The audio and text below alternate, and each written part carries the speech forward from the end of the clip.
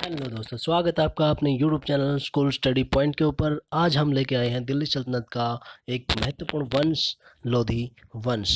दोस्तों, आज हम लोधी वंश को पढ़ेंगे और लोधी वंश में हम आज इनके क्वेश्चंस, जितने भी क्वेश्चन बनते हैं लोधी वंश से, वो सब को हम रिकवर करेंगे। दोस्तों चलिए चलते हैं, हम लोधी वंश को करते हैं। चलिए दोस्तों, शुरुआत करते हैं लोधी वंश की। चलिए दोस्तों, लोधी वंश का सबसे पहला क्वेश्चन है दोस्तों, लोधी वंश के संस्थापक कौन थे? तो सबसे पहला क्वेश्चन है दोस्तों, लोधी वंश के संस्थापक कौन थे? तो आप सब जानते हैं दोस्तों, लोधी वंश की स्थापना की थी किसने? बहलोल लोधी ने। ठीक है दोस्तों, नेक्स्ट क्वेश्चन हमारा, लोधी वंश के संस्थापक बहलोल लोधी का समय काल कब से कब तक रहा? मतलब लोधी वंश के जो संस्थापक बहलोल लोधी थे, वो गद्दी के ऊपर कब बैठते हैं और उनकी मृत्यु कब होती है? तो दोस्तों देखते हैं हम लोधी वंश का लोधी वंश हमें पता है दोस्तों, 1451 में सैयद वंश के समाप्त होने के बाद दिल्ली के अंदर लोधी वंश की स्थापना होती है। और इसकी स्थापना होती है दोस्तों कब? 1451 में, और 1489 तक लोधी वंश चलेगा। ठीक है दोस्तों, 1451 से 1489 तक बहलोल लोधी का शासन चलेगा।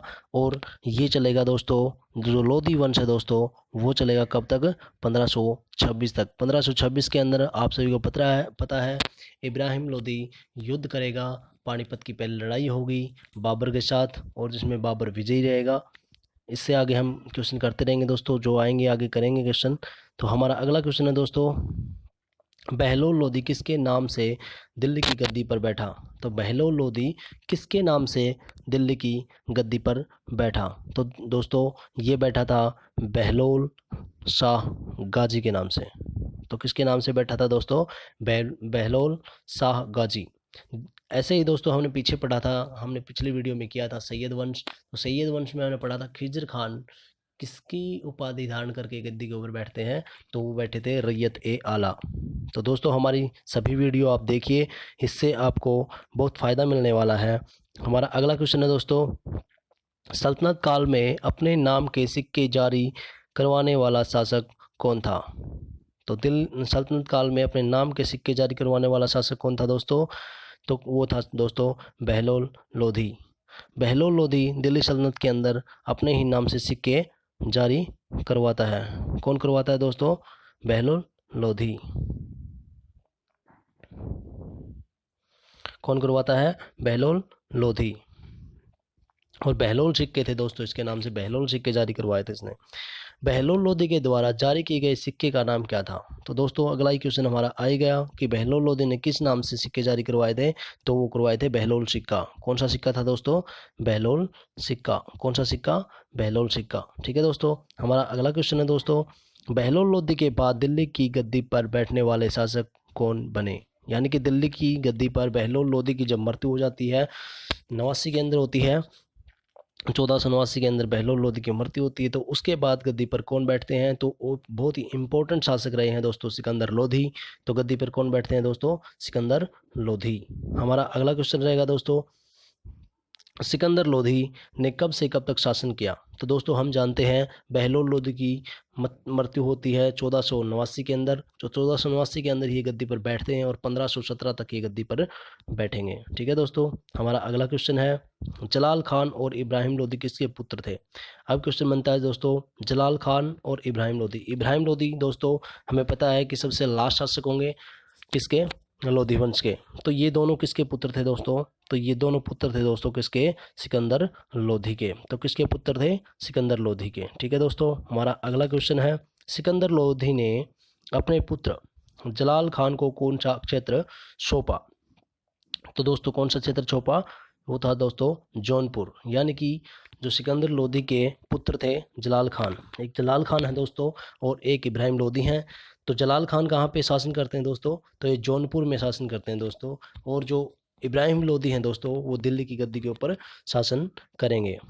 अगला क्वेश्चन है दोस्तों हमारा, इब्राहिम लोधी ने कौन से स्थान पर शासन किया? दोस्तों क्वेश्चन आ ही गया, तो दोस्तों कहाँ पे किया? दिल्ली के अंदर। कहाँ पे किया दोस्तों? दिल्ली के अंदर। ठीक है। हमारा नेक्स्ट क्वेश्चन दोस्तों, आगरा शहर की स्थापना किसने की? तो दोस्तों आगरा शहर की स्थापना करता ही कौन है? सिकंदर लोधी जो है आगरा शहर की स्थापना करता है दोस्तों 1504 के अंदर। और दोस्तों 1506 के अंदर, और दोस्तों 1506 के अंदर क्या करता है ये? पहली बार आगरा को राजधानी बनाता है। क्या बनाता है? राजधानी। कौन? सिकंदर लोधी। ठीक है दोस्तों। हमारा अगला क्वेश्चन है दोस्तों, सिकंदर लोधी का दूसरा नाम क्या था? तो दोस्तों बहुत ही इंपॉर्टेंट क्वेश्चन है, बहुत बार पूछा गया है। सिकंदर लोधी का दूसरा नाम क्या है दोस्तों? तो इसका नाम था दोस्तों निजाम खान। क्या था? निजाम खान। क्या नाम था दोस्तों? निजाम खान। हमारा अगला क्वेश्चन है दोस्तों, निजाम खान किसके पुत्र थे एवं कौन से नंबर के थे? अब निजाम खान हमें पता है दोस्तों बहलोल लोधी के तीसरे पुत्र निजाम खान रहे हैं, और जिनका नाम सिकंदर लोधी पड़ता है। बाद में जाके क्या बन जाते हैं दोस्तों? सिकंदर लोधी के नाम से जाने जाते हैं। कौन? सिकंदर लोधी के नाम से जाने जाते हैं कौन दोस्तों? निजाम खान। निजाम खान कौन से नंबर के पुत्र थे दोस्तों? तो बहलोल लोधी के दोस्तों तीसरे नंबर के पुत्र थे, और बहलोल लोधी के 9 पुत्र थे दोस्तों, उनमें से तीसरे नंबर के पुत्र थे जिनका नाम था निजाम खान, और आगे चल के लोधी वंश में इसका नाम बढ़ता है सिकंदर लोधी। ठीक है दोस्तों। हमारा अगला क्वेश्चन है, आगरा को पहली बार राजधानी किसने बनाया? तो दोस्तों क्वेश्चन आ ही गया, हमने पहले भी डिस्कस कर लिया था कि 1504 के अंदर जब आगरा की स्थापना करता है कौन? सिकंदर लोधी। और 1504 के अंदर आगरा की स्थापना करता है सिकंदर लोधी, और सिकंदर लोधी ही इसको पहली बार क्या बनाता है? अपनी राजधानी बनाता है। कौन बनाता है? सिकंदर लोधी क्या बनाता है? राजधानी बनाता है। ठीक है दोस्तों। हमारा अगला क्वेश्चन है दोस्तों, गज ए सिकंदरी। गज ए सिकंदरी एक भूमि मापक यंत्र किसके द्वारा बनाया गया? दोस्तों सिकंदर लोधी ने बहुत अच्छे अच्छे काम किए थे। इसने भूमि मापन के लिए एक यंत्र, एक भूमि मापक यंत्र का की शुरुआत की थी, जिसका नाम इसने गज ए सिकंदरी रखा था। क्या रखा था? गज ए सिकंदरी। तो इस किसके द्वारा दोस्तों, किसके द्वारा ये माप दिया गया था? तो वो माप दिया गया था किसके द्वारा? सिकंदर लोधी के द्वारा। ठीक है दोस्तों। हमारा अगला क्वेश्चन है दोस्तों, सिकंदर लोधी कौन सी भाषा में कविताएं लिखता था? दोस्तों क्वेश्चन है कि जो सिकंदर लोधी था वो कौन सी कविताएं और कौन सी भाषा में लिखता था? तो दोस्तों इसका आंसर होगा फारसी भाषा में गुलरुखी के नाम से प्रसिद्ध होती थी इसकी कविताएं। किसके नाम से प्रसिद्ध थी? भाषा की बात करें तो फारसी भाषा थी, लेकिन इसकी जो कविताएं जो छपती थी, जो लिखी जाती थी, जो मार्केट में आती थी, वो गुलरुखी के नाम से आती थी। ठीक है दोस्तों। हमारा अगला क्वेश्चन है दोस्तों, ताजिया निकालने की प्रथा को किसने बंद करवा दिया था? दोस्तों एक प्रथा होती थी ताजिया निकालने की प्रथा को बंद किसने करवा दिया दोस्तों? सिकंदर लोधी के द्वारा इसको बंद करवाया गया था। और दोस्तों सिकंदर लोधी ने हिंदुओं के साथ भी वैसा ही व्यवहार किया और मुसलमानों के साथ भी। मुसलमानों के ऊपर ताजिया निकलवाने प्रथा पर बंद लगवा दिया था इसने, और महिलाओं को मस्जिदों में जाने पर रोक लगाने वाला शासक भी कौन था? सिकंदर लोधी। और हिंदुओं के मंदिर तुड़वाने वाला शासक भी कौन था? सिकंदर लोधी। तो दोस्तों इस प्रकार से हम बहुत सारे क्वेश्चन याद कर लेंगे। हमारा अगला क्वेश्चन दोस्तों, महिलाओं के मस्जिदों में जाने पर रोक लगाने वाला शासक कौन था? तो दोस्तों अभी अभी हमने पढ़ा है कि वो शासक कौन था? सिकंदर लोधी। अगला क्वेश्चन है दोस्तों, 1518 में, दोस्तों ये क्वेश्चन आपको कोई नहीं करवाएगा, मैं आपको बता रहा हूँ। 1518 में एक युद्ध हुआ था दोस्तों, तोखली का युद्ध।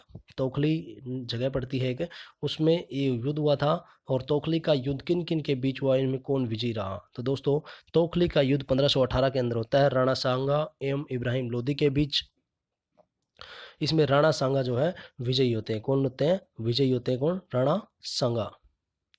तो सल्तनत काल का ऐसा कौन सा सुल्तान था जो युद्ध भूमि में मारा गया? तो दोस्तों क्वेश्चन बनता है कि ऐसा कौन सा सुल्तान रहा जो युद्ध भूमि में मारा गया? तो एकमात्र था कौन? इब्राहिम लोधी, जो युद्ध भूमि में लड़ते हुए मारा गया था बाबर के साथ। ठीक है दोस्तों। पानीपत के युद्ध में जो है ये मारा जाता है। बाबर को भारत में आमंत्रित करने वाला कौन था? यानी कि बाबर को निमंत्रण ही किसने दिया था इंडिया में आने के लिए? तो किसने दिया था दोस्तों? वो दिया था दोस्तों इब्राहिम लोधी के चाचा आलम खान थे। इब्राहिम लोधी के चाचा थे आलम खान, और वेस्ट बंगाल के शासक रहे हैं दोस्तों दौलत खान। तो इन दोनों के द्वारा बाबर को भारत के अंदर इनवाइट किया गया था। किनके द्वारा? आलम खान के द्वारा और दौलत खान के द्वारा। ठीक है दोस्तों। अगला क्वेश्चन है दोस्तों हमारा, इब्राहिम लोदी ने सल्तनत काल में कब से कब तक दिल्ली पर शासन किया? अब दोस्तों बात आती है इब्राहिम लोदी की। तो इब्राहिम लोदी कब से कब तक शासन करेगा दोस्तों? तो 1517 के अंदर हमें पता है कि सिकंदर लोदी की मृत्यु हो जाती है, और तो 1517 में सिकंदर लोदी का बेटा इब्राहिम लोदी गद्दी के ऊपर बैठता है और 1526 तक यहाँ पे शासन करता है। और 1526 में हमें पता है दोस्तों, आप सभी जानते हैं कि पानीपत की पहली लड़ाई हुई थी दोस्तों। क्या हुई थी? पानीपत का पहला युद्ध हुआ था, जिसमें बाबर ने पहली बार तोप का उपयोग किया था। ठीक है दोस्तों। तो इसमें इब्राहिम लोदी मारा जाता है और 1526 में दिल्ली सल्तनत खत्म हो जाती है और बाबर गुलाम वंश की आगे स्थापना कर देगा दोस्तों। ठीक है दोस्तों। नेक्स्ट क्वेश्चन है दोस्तों हमारा, पानीपत का प्रथम युद्ध कब हुआ? तो दोस्तों हमें सबको पता है कि 1526 के अंदर पानीपत का प्रथम युद्ध हुआ था। पानीपत का प्रथम युद्ध किन किन के बीच हुआ था दोस्तों? तो ये हमने बता ही दिया दोस्तों, आप सभी भी जानते होंगे कि बाबर और इब्राहिम लोदी के बीच में ये युद्ध हुआ था। ठीक है दोस्तों। भारत में सबसे पहले तोप लाने वाला शासक कौन था? तो सबसे पहला तोप भारत में 1526 में जब पानीपत के प्रथम युद्ध में बाबर के द्वारा तोप लाई गई थी। ठीक है दोस्तों।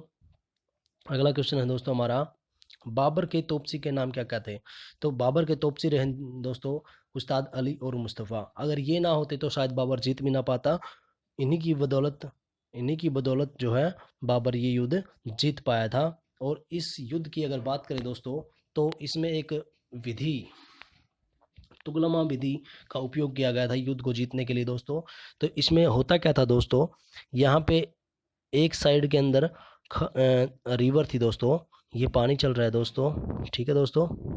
और इस साइड में यहाँ पे खाई खुदवा दी गई थी दोस्तों, और यहाँ पे बाबर ने अपनी सेना को सेट कर दिया था। ठीक है दोस्तों। ऐसे सेट कर दिया था दोस्तों अपनी सेना को। तो इसी, अगर सैनिक इधर से आते तो दोस्तों रिवर में बह जाते, और दूसरी साइड से आते तो खाई में गिर जाते। तो इस प्रकार से ये विधि बनाई गई थी जिसको तुगलमा विधि बोला गया था। ठीक है दोस्तों। आगे चलते हैं दोस्तों नेक्स्ट क्वेश्चन में, पानीपत के प्रथम युद्ध में बाबर के द्वारा कौन सी युद्ध पद्धति का प्रयोग किया गया था? ये लो दोस्तों ये लो दोस्तों, आ गया आपका क्वेश्चन, पानीपत के प्रथम युद्ध में बाबर के द्वारा कौन सी युद्ध पद्धति का प्रयोग किया गया? तो दोस्तों पानीपत की लड़ाई के अंदर कौन सी विधि का प्रयोग किया गया था, युद्ध पद्धति का प्रयोग किया गया था? तो वो थी तुगलमा। अभी अभी हमने बताया था दोस्तों तुगलमा पद्धति के बारे में कि एक साइड क्या होता था, एक साइड रिवर थी दोस्तों, ये दोस्तों रिवर है, पानी चल रहा है यहाँ पे, और इस साइड में ऐसे करके इसने यहाँ पे एक खाई खुदवा दी थी दोस्तों, और इसके बीच में अपनी सेना को सेट कर दिया था। ठीक है दोस्तों। तो जैसे ही वो लोग आए दोस्तों, तो आधे लोग तो दूसरी सेना के, जो इब्राहिम लोदी की जो सेना थी उसकी सेना के आधे से ज़्यादा सैनिक तो इसमें बह गए, और कुछ बचे वो खाई में गिर गए थे दोस्तों। ठीक है दोस्तों। इस प्रकार ये कौन सी विधि हुई? तुगलमा विधि बोला जाता है दोस्तों इसको। ठीक है दोस्तों। अगला क्वेश्चन है दोस्तों हमारा, पानीपत के प्रथम युद्ध में कौन विजयी रहा? तो दोस्तों आप सभी जानते हैं कि पानीपत के प्रथम युद्ध में बाबर विजयी रहा था। ठीक है दोस्तों। बाबर ने 1526 की लड़ाई जीतने के बाद कौन से वंश की स्थापना की? तो बाबर ने दोस्तों 1526 की लड़ाई जब जीतता है, तो हमें सबको पता है दोस्तों 1526 के बाद मुगल वंश की स्थापना होती है। कौन से वंश की? मुगल वंश की। तो किसकी स्थापना की दोस्तों? मुगल वंश की। ठीक है दोस्तों। आज के लिए दोस्तों हम इतने ही क्वेश्चन करेंगे दोस्तों। ठीक है दोस्तों। हमने आज पढ़ा दोस्तों लोधी वंश को, और लोधी वंश में हमने सारे इंपॉर्टेंट जितने भी क्वेश्चन बनते हैं दोस्तों वो सब रिकवर किए। और दोस्तों आप सभी को पता होगा कि जो हमारी हिस्ट्री है, जो दिल्ली सल्तनत है, इसमें से बहुत सारे क्वेश्चन हर एग्जाम में कोई ना कोई क्वेश्चन देखने को मिलता है। तो दोस्तों हम आपको इस तरह से तैयारी करवा रहे हैं कि आपका कोई भी क्वेश्चन छूट ना पाए। हम एक छोटे से छोटा क्वेश्चन लेके और बड़े से बड़े क्वेश्चन तक आपको इस क्यूज़ में दे रहे हैं। तो दोस्तों अगर आपको वीडियो पसंद आई हो तो इसको लाइक कीजिए, शेयर कीजिए और सब्सक्राइब कीजिए दोस्तों।